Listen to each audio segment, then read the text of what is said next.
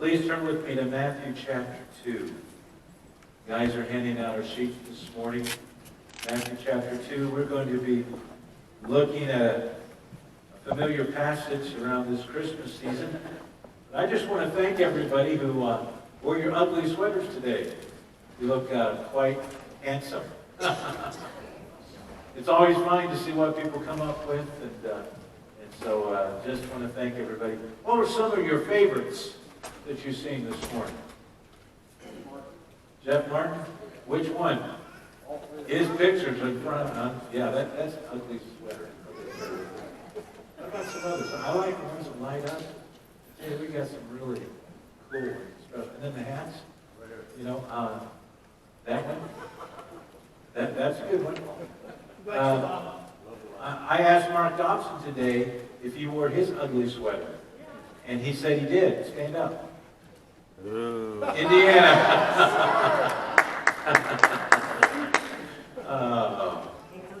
Go Purdue, yeah. He said he's wearing that next week on our best Sunday. I just want to remind all of our adults that tonight, come on out. We have our Christmas party, and it's going to be a great time. A lot of fun, a lot of fellowship. Bring some sandwiches and desserts along with you to share. And please don't forget your white elephant gift. And we're going to pool that, put that all together. We'll have a great time. We've asked some of our youth if they would like to help watch our children. We've got child care provided. Whatever they do to help tonight will go towards their expenses for ice camp. So I think that our kids are aware of that, but just to let them know. We have had some fun with our ugly Christmas sweater Sunday. And I think we found the humor in that, and we've had a good laugh. But on a serious note, there isn't anything funny about ugliness. Ugly is an ugly word. The word ugly means to be unpleasant or repulsive, especially in appearance. Other words that we use in substitute for ugly is unattractive or hideous, unsightly or awful or ghastly or horrible, vile, and offensive. This morning I would like for us to look at an ugly Christmas. Did you know that there's enough ugliness in our world today? And I believe that even Christmas, the beauty of Christmas, is marred by the ugliness of the world. When you think about the ugliness of hate and evil and betrayal, all of us, all of our lives have been touched with offenses, with pain, with trials, and sometimes they seem to pile on during this season that we call Christmas. You see, the pain of life and the ugliness of life, it didn't start out that way. God created a world of peace and beauty. In fact, all of creation. But you know the story. We find through the temptation of the enemy, the deceiver, the serpent, Adam and Eve succumbed. And when they did, that changed everything. And instead of turning away from sin, they embraced it. And what we find is that their world automatically became ugly. They rebelled against the Creator, and they followed the deceiver. That's why today we have the ugliness of the world, because our world is in fallen humanity, rebellion, and sin. God wasn't going to give up on mankind. That's why Jesus was born. That's why He came. God became man. That is the Christmas story. He came to bring hope, new life, and beauty. And in the first part of Matthew chapter 2, we find that is so clear, the beauty of new life. And that is what we celebrate this time of the year. And this is what we read in Matthew chapter 2. Read with me verse 1 and 2. It says, "Now after Jesus was born in Bethlehem of Judea, in the days of Herod the king, behold, wise men from the east came to Jerusalem, saying, Where is he who has been born the King of the Jews? For we have seen his star in the east, and we've come to worship him." Now drop down to verse 9. It says, when they heard the king, that is King Herod, they departed, and behold, the star which they had seen in the east went before them, till it came and stood over where the young child was. When they saw the star, they rejoiced with exceedingly great joy.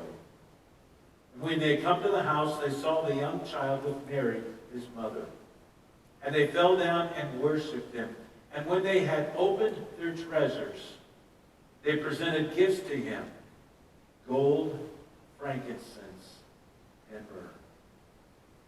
What a sight for these wise men. They had traveled for months, recognizing that within the alignment of the stars and the planets that something miraculously had taken place. And they followed that star to Jerusalem, and they asked King Herod about where this new king of the Jews was born and where they could find him. And when they found him, it says they bowed down in honor and in reverence. They fell down and as they laid their eyes upon the one like no other. They presented gold, frankincense, and myrrh. Did you know that there's beauty in the Christmas story? There's much beauty. When Jesus was born, that night, as he was born in Bethlehem, within that manger, within that stable, we find the beauty of angelic beings announcing his birth. Shepherds worshiping and adoring him. Yet, there's another part of the Christmas message in the story that is not mentioned too often. Film this statement at the very top of our sheet. It's not that Christmas is ugly, but the beauty of Christmas was about to face the ugliness of darkness, evil, and sin. It's not that Christmas is ugly, but the beauty of Christmas was about to face the ugliness of darkness, evil, and sin. We hear the familiar phrases, they're just an ugly duckling. Or you have an ugly attitude. But there's another one, and appropriate for today. Ugly as sin. You see, in the midst of joy to the world, and hark the herald angels sing, and silent night, and I'll be home for Christmas, we have here in Matthew 2 an ugly story. It's not about Ebenezer Scrooge. It's not about the Grinch who stole Christmas. But it's about an ugly man named Herod, who was king of the Jews, but he was the puppet of Satan, and he had an evil and a dark heart.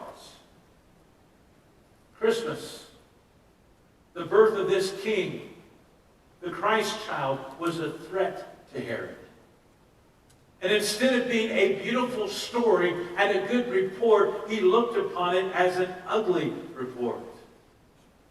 Instead of arousing his heart with love, it stirred him up to jealousy and hatred. For Herod, the idea of Christ was ugly and repulsive.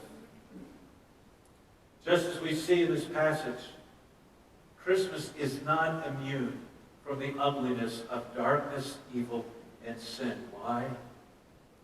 Because we're human beings.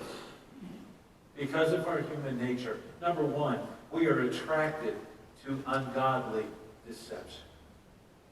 Ungodly deception. You see, they came and asked Herod where the king of the Jews was born and where they could find him. And Herod said, you go and search for the king, and when you find him, you come back and report to me so I can worship the newborn king. You see, that was not his intent.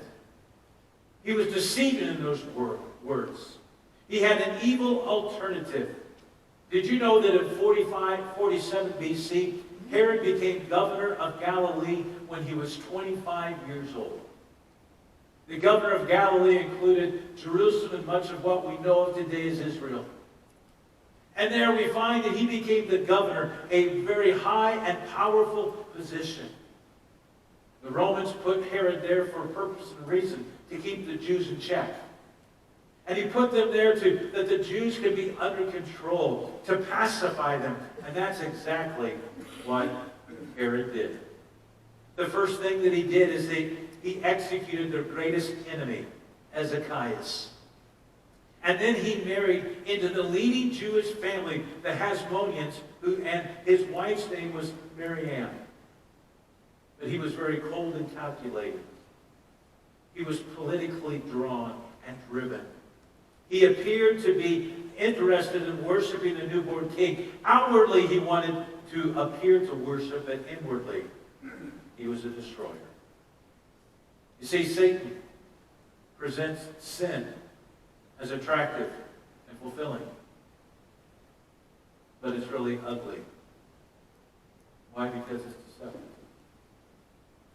We find in the Garden of Eden that the serpent said, eat of the fruit, it'll taste good. Eat of the fruit, it will make you wise. Eat of the fruit, it will set you free.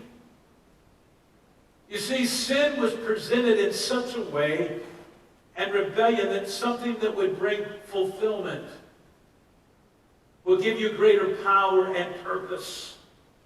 That would offer the gateway to wisdom, where it would give you security and control, and it would bring much pleasure, giving ecstasy and satisfaction. You see, that was the promise, that was the hope, that was the appearance, that was the offer that was given. You see, sin does appeal to our flesh, the lust of our eyes, and the pride of life. Let me tell you something, each and every one of us today, I don't care what your name is, or who you are, or where you stand, even up here, we are allured by sin. We are tempted. We are drawn by the deceptiveness of sin. You know, sin doesn't present itself as ugly. No. It presents itself as beautiful, as wise, as freedom. As something that can give you power, as we've already made mention. You see, at times, sin presents itself humorously. How many of us have laughed at sin? Yeah. Sometimes people find humor in sin. Look how drunk they are. Let's see what we can make them do. See, sometimes we find humor in sin. Other times we make sport of it.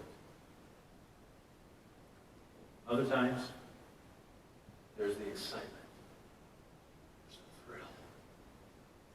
There's the thing that just comes within our lives. Do you know that man has a unique way of minimizing the ugliness of sin? They'll say, oh, it's not that ugly. It's not that bad. It could be worse. It doesn't make them as beautiful as they can be. Some people say, yeah, I know I have some issues, and yeah, I know that I flirt with a little bit of sin, but it could be worse. Sin really doesn't make me as ugly as what I can be, and for others, sin is acceptable. Well, at least some sin. Did you know that there are people within our world today that believe that? Let me ask you the question. Do you believe today that some sin is acceptable?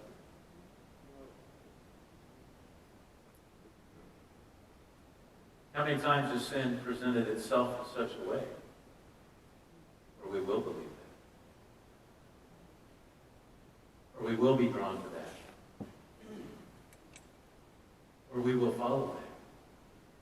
Thinking, well, it's not going to be that bad. You see, what we're talking about is the ugliness of sin.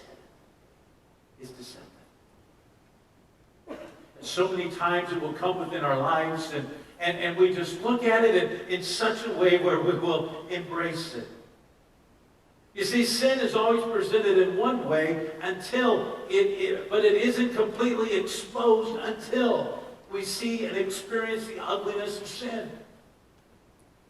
Until we're brought to a place of brokenness or a place of despondency or depression. Why? Because of sin's deceptive gift. Find ourselves on the top of the mountain, then, before you know it, we're buried underneath a mound of regret, filth, and ruin. Oftentimes, it takes us a little while to get it. It takes us a while until our eyes are open, but it always ends with a great loss. Fill in this statement under number 1. It is amazing that when sin becomes attractive, the things of God become unattractive. When the things of sin become attractive to us, it's amazing that the things of God become unattractive. Now let's be honest today. That when sin presents itself, it's like a double-edged sword. There we find on one side, we find the appealing of sin and the deceptiveness, and we're just kind of allured and drawn into it. And on the other side of it, there's this cutting. And there's this demise of the things of God. Because in fact, in the Garden of Eden, that was exactly the serpent's message. Oh, God has not said, you will not die. For the day that you eat of it, your eyes will be opened, and you will be like God. You see, sin isn't necessarily just touting its praise, but it's always trying to destroy who God is. You ever come to times in life when God just isn't that appealing, when church just isn't important? When reading the Bible and praying is just kind of, I just don't feel like it. Comes to a time and point in our life where we're just not drawn, we're not driven. It just it's like, okay. The other things, yeah. Sin presents in such a way that's very attractive. We just kind of follow our nose. Why? See, there's times in our lives where we view the things of God with coldness, lukewarmness at best. Holiness is not appealing. It's really important. God help us when we get to that point. That's right. Guess what? That's when you know you've been duped. That's when you can rest assured that you have been deceived. It's because of a sinful nature. You see, Jesus came as the gift to the world. How did the world respond? If I was to offer you today and have a gift up here for you today that would virtually change your life, give you it'll give you purpose, it would give you hope, it'd give you restoration. We would all want to peek. We'd all want to embrace that. We'd all want to open up that gift. But Jesus came in that way, but it says that the world rejected him. Even his own, he came to them, and they rejected him. They did not recognize him, and they did not desire him. The promise of Abraham, they did not receive. How many times has God knocked on our hearts? So I just want you to open up to me. Because of the deceptiveness of sin, which we're drawn to. It's not a door we want to open. We'd rather go through the gate today. An appealing sin that is literally deceptive. You see in verse 3. In fact, let's read verse 3. When Herod the king heard this, he was troubled, and all Jerusalem with him. It says, and when he had gathered all the chief priests, verse 4, and scribes, and the people together, he inquired of them where Christ was to be born. So they said, in Bethlehem of Judea. For it is written by the prophet that you, Bethlehem, in the land of Judah, are you not the least among the rulers of Judah? For out of you shall come a ruler who will shepherd my people Israel. Then Herod, when he had secretly called the wise men, determined from them what time the star would appear, and he sent them to Bethlehem and said, "Go and search carefully for the young child, and when you have found him, bring back word to me that I may come and worship him also." Verse 3 says that when he heard this, he was troubled.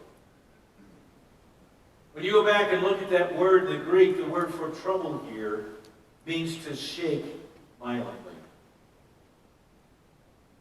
It's like those times in your life when trauma comes or anger, or you see something and you just begin to quake, you begin to shake because it troubles you. You see, when you heard the King of the Jews had been born, he was shaken to the core. He had taken care of all of his enemies and threats. Now there was one more to take care of. The attraction of sin and pride and power led Herod down an ugly path. Let me say, we were drawn by the deceptiveness of sin. It will lead us down an ugly path of an ugly life and an ugly attitude and an ugly person.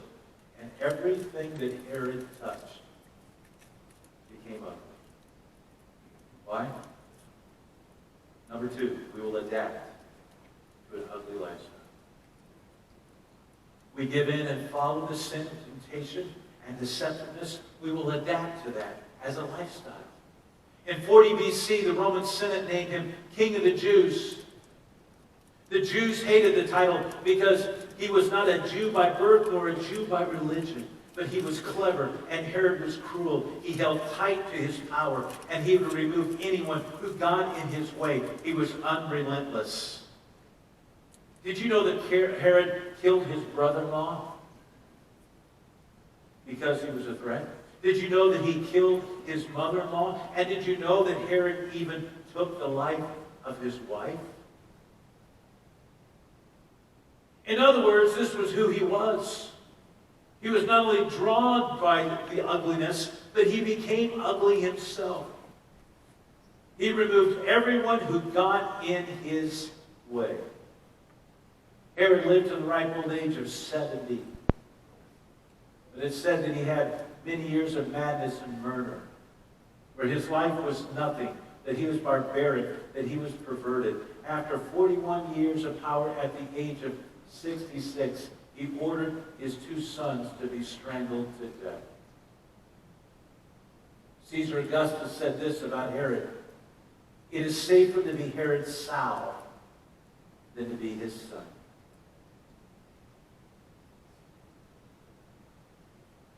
Sin will take you farther than you want to go.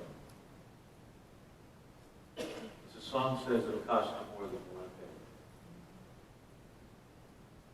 You say, "Well, Pastor, thank God I'm not like Herod. I'm not that ugly." What about our lifestyle? You saw Herod, man, he was as decrepit as he could get. Cruel, evil, darkness. And sometimes we talked about this, and Kim had made mention of the simple fact that what I think is ugly may not be ugly to someone else. We all have different levels and degrees of what ugliness really looks like. But the simple fact, my friends, I want you to understand, if you leave this place, I want you to understand this one thing, if it's not anything else you get. Sin is ugly. No matter what it looks like. One sin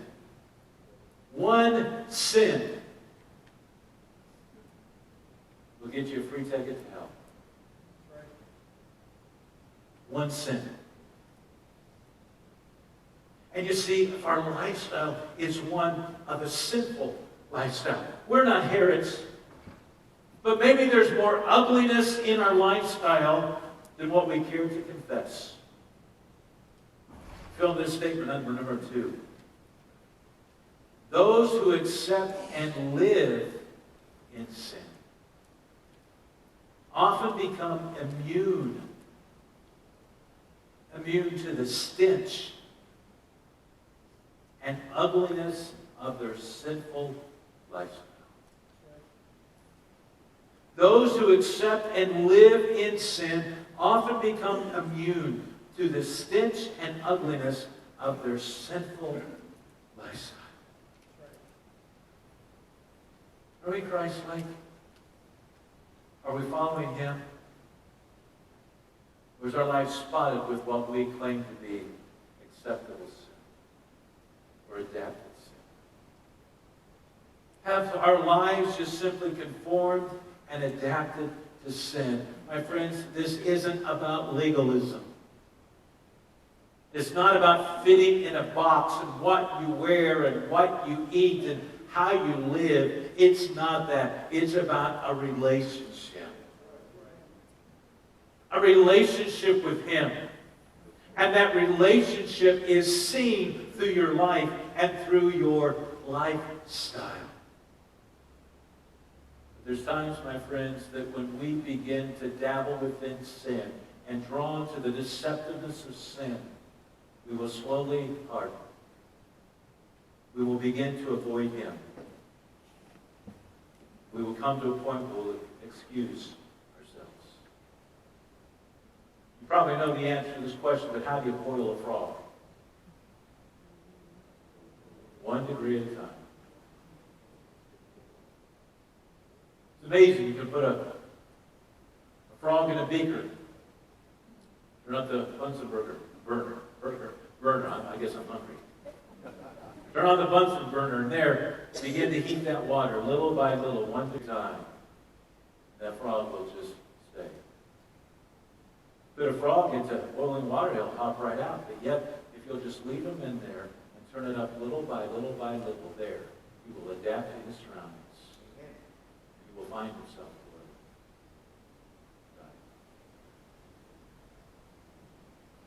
Ribbit, ribbit. Can you say that? Croak.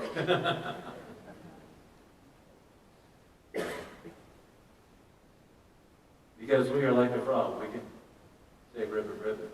One day, if our lifestyle is sinful, we croak. Are we attracted to sin and pride? Did you know that there are homes all across our nation and our community that are ugly? Not the outside. Not necessarily the physical appearance or inside, but the lifestyles. Driven by anger, selfishness, greed, flesh. Do you know that this Christmas that there will be homes that will have the spirit of brokenness and division and rebellion and chaos, conflict and upheaval? There's going to be too many ugly Christmases this year. You know why? Those people think that it's normal. This is the only thing that they know. How about you? You see, I hope that the Spirit of God is beginning just to worm His way a little bit into our heart and our spirit and into our thick head.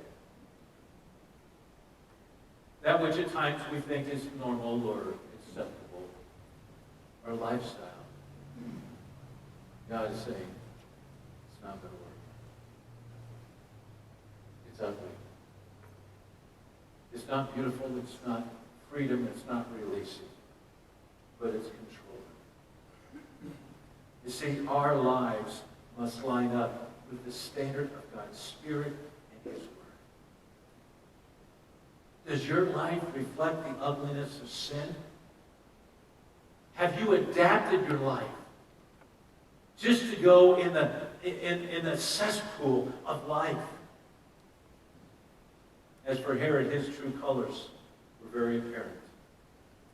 Yet, this despicable act had one more thing to do. Number 3, addicted to ugly control. Addicted to ugly control. Now, when the wise men did not return, Herod knew that he'd been tricked. He became enraged. The con man who had been conned. Think about that. The liar who had been double-crossed. And at this time in Matthew 2, we know from history that Herod the Great was nearing a slow death. He was going through convulsions.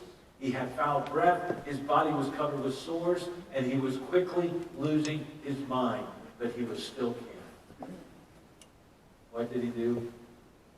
Verse 16. The ugliness is seen as then Herod, when he that was deceived by the wise men was exceedingly angry. He sent forth and put to death all the male children who were in Bethlehem and in the districts from 2 years old and under, according to the time which he determined from the wise men. Herod went into a violent rage and out of control. And he was out of his mind, fearful and in pain and jealousy and insanity. And when you look at all of this, he orders the slaughter of innocent children in Bethlehem. The surrounding areas, he put out an order that every male child under the years of 2 years old was to be slain. Could you imagine living in that area and have soldiers come to your door and rip your child out of your hands? And then begin to put the sword to an arm or a leg or to a head, or begin to thrust it through that child. We cannot even begin to comprehend the ugliness. Why? Because the man was addicted to control. Herod brought out the ugliness, the chaos. Could you imagine seeing mothers flee, seeing your child murdered right before your eyes and sliced? Jesus, this time, was probably 6 months old or maybe a year. But Herod wanted to make sure. Because when you were 13 months during this time of culture, oftentimes you were classified as 2 years old because you were working on your second year. That's why the command was put out. Every male child 2 years and under, their life was to be taken. Film this statement under number 3. We begin embracing sin. Then sin embraces us with a death grip and won't let us go. That's right.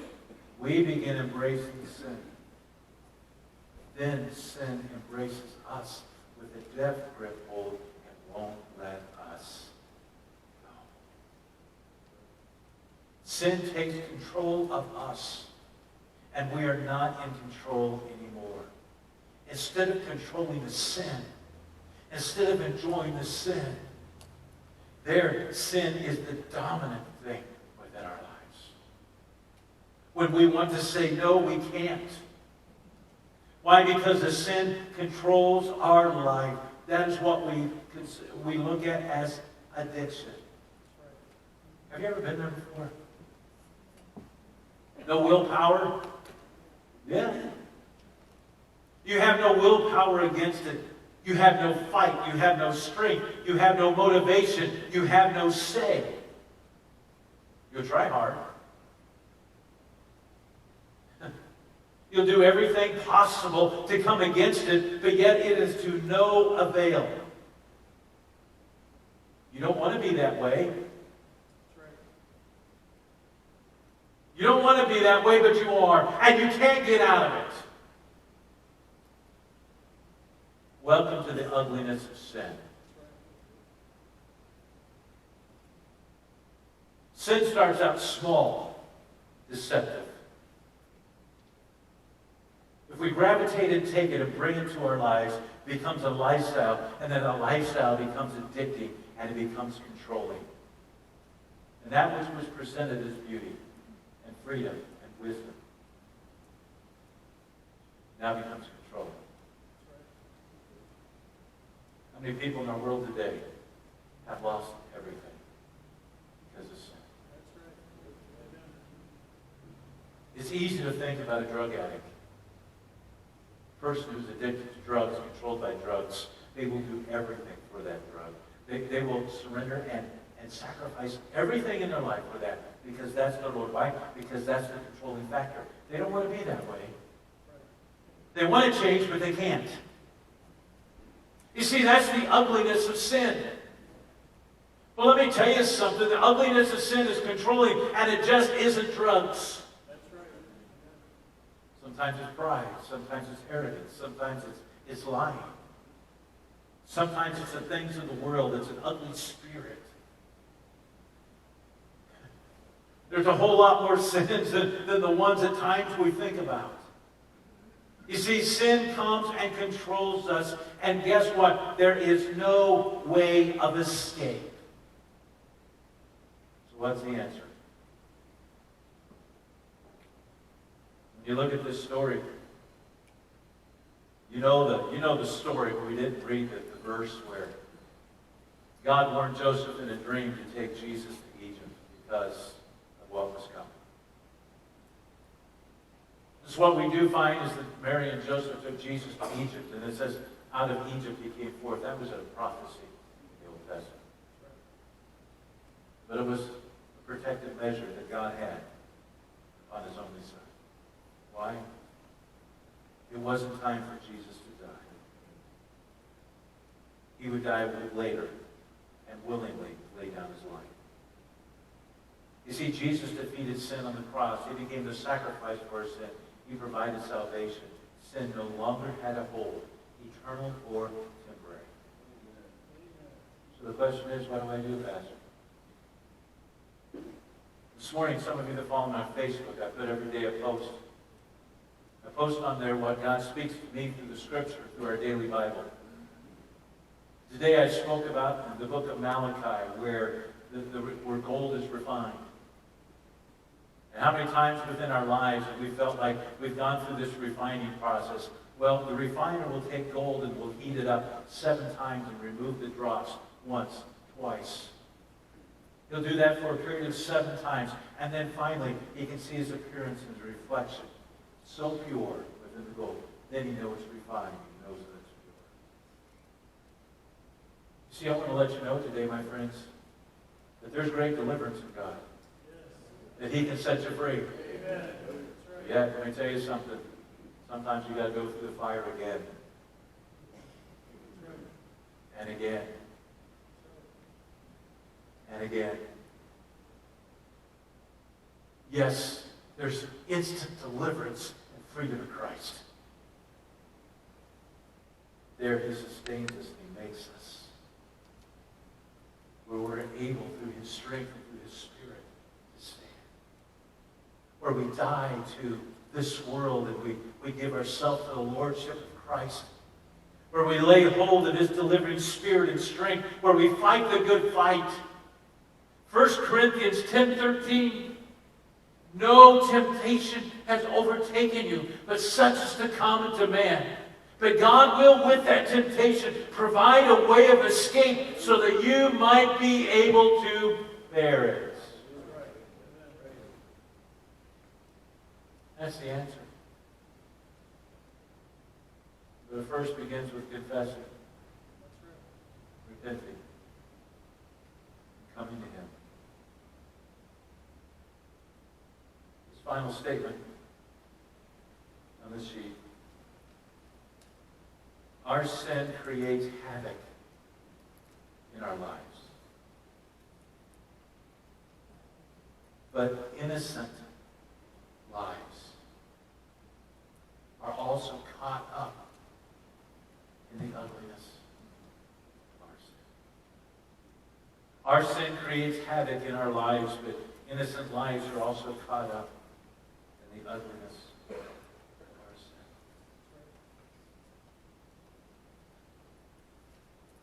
Those baby boys and infant boys that were murdered, they were innocent. They were innocent. They were pure. There was no reason why they had to die. But in verse 17, we find that this is a fulfillment of Jeremiah's prophecy in chapter 31 and verse 15. And you know that this is one of the most tragic of all prophecies concerning the birth of Christ. And in verse 18, this is what we read. Then Herod, when he saw that he was, verse 18, a voice was heard in Ramah, lamentation, weeping, and great mourning. Rachel weeping for her children, refusing to be comforted because they are no more. Ramah was a village 5 miles north of Jerusalem. It was the dividing line between the northern kingdom, Israel, and the southern kingdom, Judah. It was the only place where all of Israel came together. It was a symbol of the deportation of the sons and the daughters of Israel. Rachel's found weeping. She's a symbol of all the mothers of Israel. Jacob's wife in whom he loved. There we find weeping and wailing and sorrow and lamentation, a tragedy, the destruction, and a doom that we can never even begin to understand. Yet out of the ugliness came a beauty. Because Jesus would one day lay down his life for every boy that was struck down. He would be their eternal deliverer. You see, God had instituted the law where sacrifices were brought. In order to be forgiven of your sin, you'd have to bring a trespass offering, and there you would offer it. And as you offered it there, your sins were forgiven. But yet we find that Jesus spoke of Abraham's bosom. Abraham's bosom, and as we look through Scripture, that is a place where the Jewish people had faith in God and the sacrificial system. Thereby their faith in that, they were in a holding pattern. Why? Because they were not released yet. They had a faith in the system, but yet there was blood that needed to be applied. When Jesus died, he went to the lower parts of the earth, and there he descended, and he led the captive free. He opened up and released all of the Jewish individuals that had faith in the sacrificial system, who were faithful to God, and there he presented them to his heavenly Father, and Jesus presented his blood. These children that were sacrificed, innocent lives. When Jesus died, he descended to the lower parts of the earth. He retrieved every one of those babies, presented them to his heavenly Father. Yes, innocent lives are caught up in sin, but there's hope. You see, the crying of those mothers in Bethlehem would never be the same. Never be the same. So I just want to encourage you today that no matter what scars you have, take Jesus with you. Yeah. Take him with you. Some of us today have scars of sin that will never leave. You know what I mean? You look in the mirror, you look at your life. That's the result of my sin. It's a scar that's never going to be removed. What do we do? We look to the one who can heal all of us. We look to the one who can transform and change our lives. You see, nothing could replace the loss for those mothers. But there was something that superseded. And even within our lives, my friends, we may be caught up in the innocence of someone else's sin. Children. What do children suffer because of the sins of a father or a mother?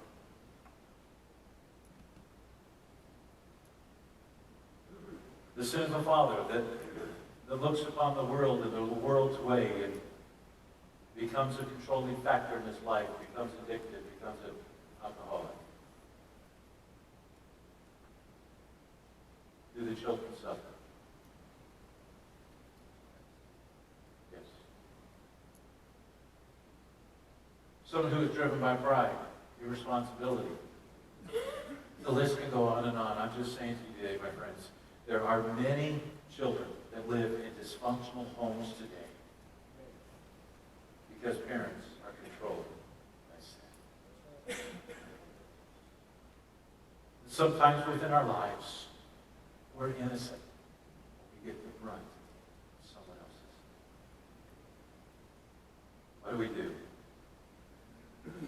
Jesus said, I have come to give life and to give it more abundantly. Don't think that for one moment today that your life is destined for failure or emptiness or hurt or pain or strife or ugliness.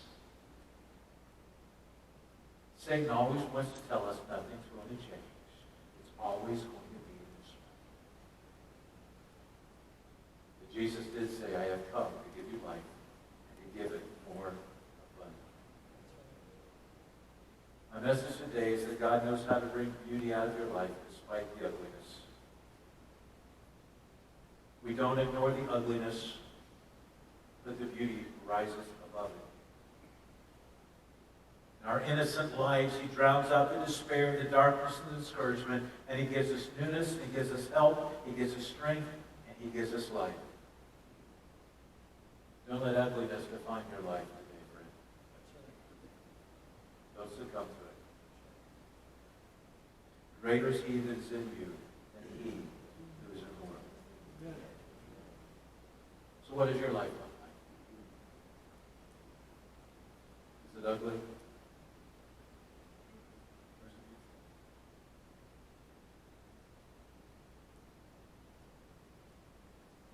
No, God sees beauty in you.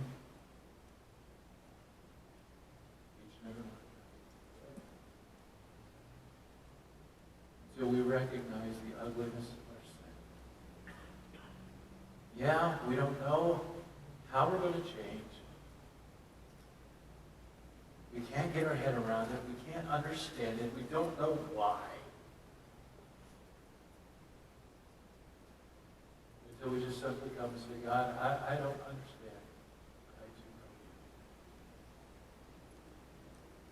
you. What I know about you is I want you more than anything in my life. So I'm willing to lay down all the ugliness. Thank you for letting me know how ugly my sin is. How destructive my sin is. How controlling my sin is. And then you take the gift of his love, his grace, and his redemption. And you take it and you open it. You look at it, you gaze upon it. You embrace it. You take it with you. Because that is your identity. That's right. Not the ugliness of sin. What the enemy says will never change. Would you bow your heads with me today? Jesus, I want to thank you that you love and care for us, each and every one of us. Lord, the greatest gift that we could ever imagine is here this morning. For some of us, Lord, we've unwrapped it before, but God, and within my heart and life, you're presenting yourself again to each and every one of us.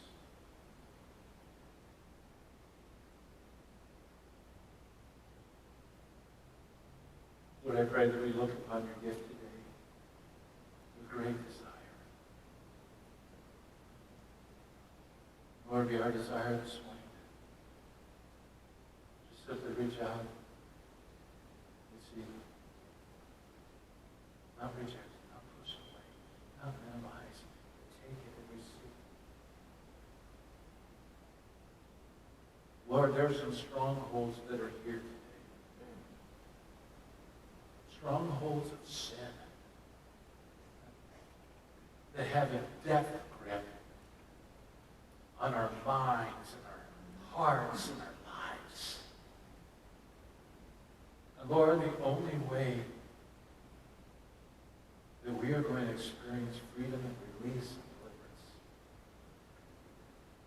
is simply, God, to come to you. Say, God, you got to do it. I don't want it. Lord, that sounds so simple, so insignificant. But yet, Lord, that's what you're waiting on. I would ask God that as we respond to you, Lord, that there will be a release within our spirits, within our hearts.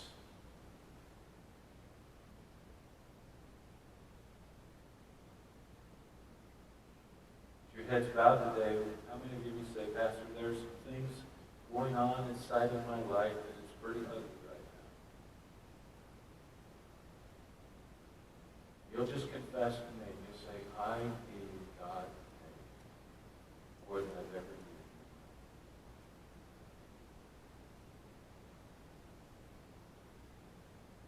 You're here today, and that's your confession. You just simply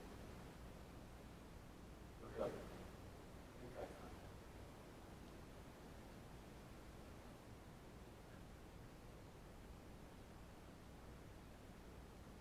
Because when you do, it's like, okay, I'm looking to you, God. I'm not God, but you're looking to me.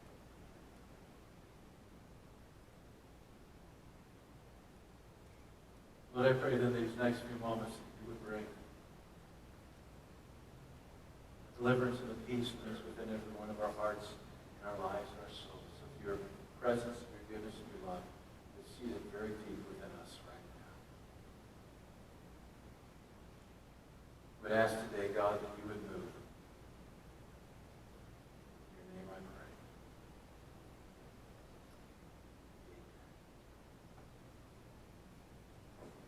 I'm going to ask you this morning that if you would all stand.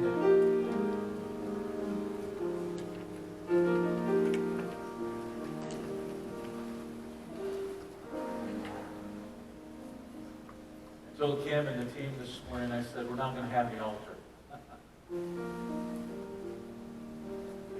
What I meant is, it's just going to be me and this piano and you and Jesus.